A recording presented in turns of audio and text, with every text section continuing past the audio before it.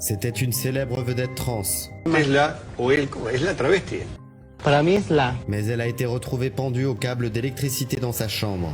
Pequeña P, el travesti más famoso e impactante de Gualeguaychú, fue encontrado muerto colgando de un cable de luz de la araña de la habitación de su casa el 27 de febrero de 2009.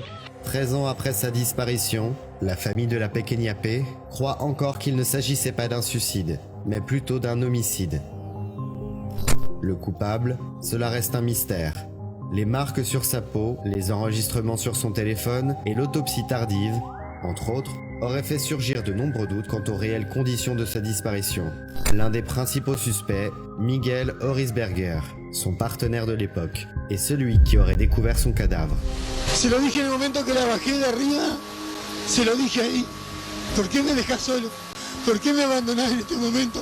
Mais ces déclarations n'étaient pas suffisantes pour Gladys, la mère de la Pequeña P, qui est morte sans savoir qui a assassiné sa fille.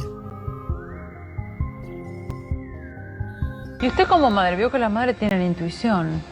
¿Qué intuye?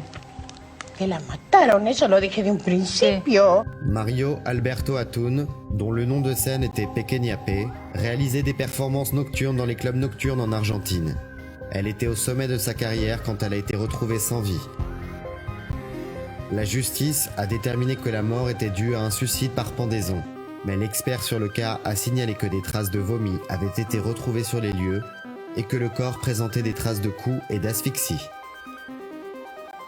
El 31 de marzo de 2009, la justicia le dio la razón, porque 4 de los 5 médicos que realizaron la autopsia consideraron que había signos de estrangulamiento por brazo que indicarían que Pequeña P podría haber sido asesinada.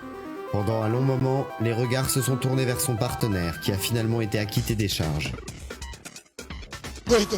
Son 6 años, hermano. No le va a poder decir el último adiós. Se lo dije en vida. Se lo dije en el momento que la bajé de arriba, se lo dije ahí. ¿Por qué me dejas solo? ¿Por qué me abandonás en este momento? Si sabés que yo te amaba con todo mi corazón. ¿Por qué? Récemment, en octobre 2019, après être resté à la morgue judiciaire pendant plus de 10 ans, le corps de la Pequeña P a été remis à sa famille, qui reste fermement convaincue que quelque chose de bien plus grand se cache derrière sa mort. Son neveu, Charlie Melgar, a assuré à un célèbre média argentin qu'elle aurait sûrement vu quelque chose qu'elle n'aurait pas dû voir. Moi aussi, je suis sûr qu'elle ne s'est pas suicidée. Pour nous, la famille, la justice n'a pas été faite. Il y avait toujours une rumeur selon laquelle Pequeña P était invitée à des réunions de personnes puissantes.